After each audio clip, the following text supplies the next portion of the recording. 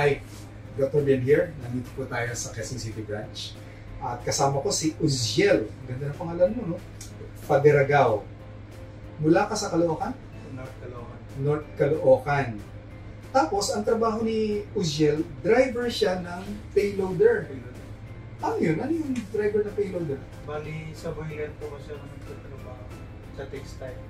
Ano yung payloader? Yung parang bumuhukay na bulldozer. ganon? Parang bulldozer. Yung gumaganon. Matagal ka nang nagdadrive, no? Okay. Ngayon, si Uziel, dala rito ng kanyang wife, si Arminia. Tama? Arwin ako. Ayun, okay. Bakit mo siya dinala sa atin? Kasi po napanood kita sa YouTube. Pero may nakita ka kay Uziel. Ano yung nakita mo sa kanya? Madilaw po siya. Nanilaw. Sabi- Biglaan o dahan-dahan? Dati napansin ko na parang madilaw siya. Anong nakita mo? Yung balat o yung mata? Yung balat din, ginagano ko siya sa Yung balat ng Tsaka yung manilaw. Tsaka yung mata mo. Tapos nagtaka ka.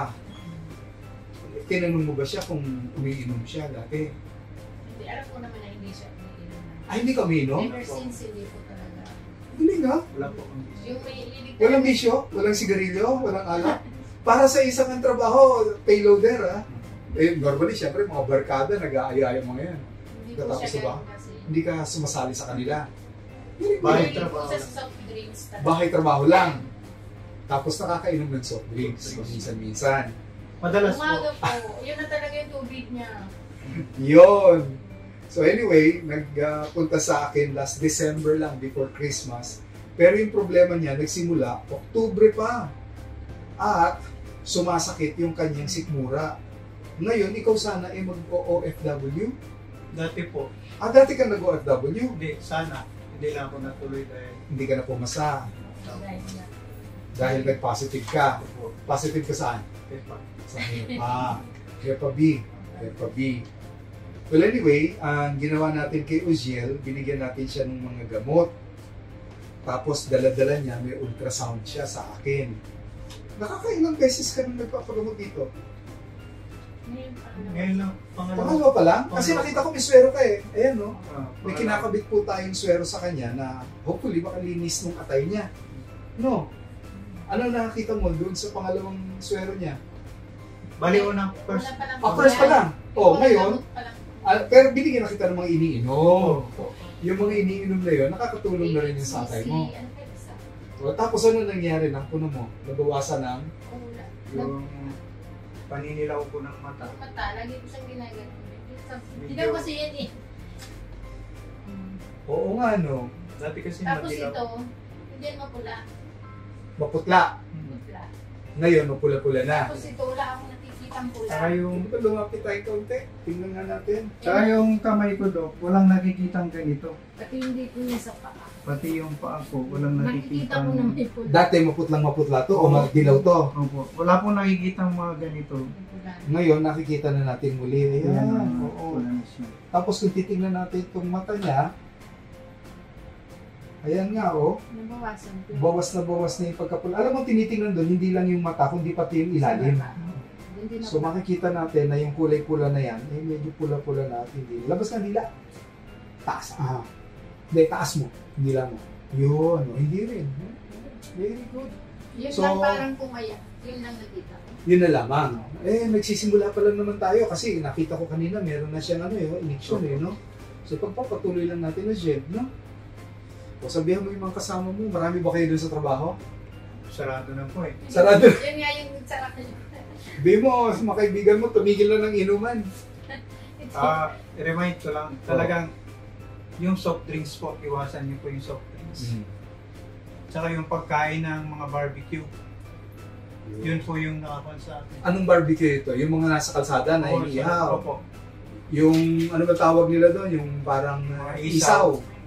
Mga dugo. Araw-araw po. Oo, yung Betamax kung tawagin. Yun. Araw-araw. Inuulam mo ba sa kanin yun? Inuulam ko po yun. Oh, yun, sabihin mo sa kanila, iwasan na nila yun. Oo, kasi sa bandang huli, doon din kayo magsisisi sa bandang huli. Yun. Mahirap pag may sakit. Mahirap. Pero, lagi may pag-asa, no? Basta naniniwala tayo sa taas, no? Hmm. Tama naman. Oo. Saka marami nagbago po sa akin Doc eh. Talaga, ano? Dati po, nakalimot ako sa kanya. Oh, okay. Kwentuhan mo nga ako. Paano ka nakalimot? Dati po ako sa Kristan. Sa Kristan. O tapos? Tapos nung nagtrabaho po ako, nakalimot ako sa kanya. Patingin ko kasi may pasok, puro na lang trabaho. Halos trabaho, bahay na lang po ako. Nakakalimutan ko nang tumawag sa kanya. Saka lang ako tumawag sa kanya, yung meron na ako Yun na dito. ngayon. May kasabihan tayo. Kaya humingi ako ng kapatawaran talaga sa Diyos na nakalimot ako sa kanya. Kilala. Mapagpatawad ang ating Panginoon. At saka, minsan sabi nila yung mga karamdaman natin parang kalabit lang sa atin yun. Jill! Oo nga po. Gising! Baka nagkakalimutan na tayo. Di ba? Ganun na naman. Nilalagay ko rin sa isip ko po yan, Doc, na Hmm. siguro kinakalabit lang niya ako. Kalabit yun. Ayun. Nakalimot na ako sa kanya. Lalo na, malalaki na mga anak nyo. Puro lalaki pa naman. Opo, opo. 22 at saka 20 years old, no? Well, sabihin ko na rin sa kanila, huwag kayong makakalimot. Tawag kayo. So, first talaga, yung Panginoon talaga. Yun lang yung makapagbigay sa atin ng kagalingan sa mga karamdaman po natin. Saka yung pagtitiwala natin sa ginawang kasangkapan ng Panginoon, si Doc. Para po mapagalingan. Thank you. I am proud na maging doktor mo. Salamat po. Isang tao na nasa taas ng puso, no?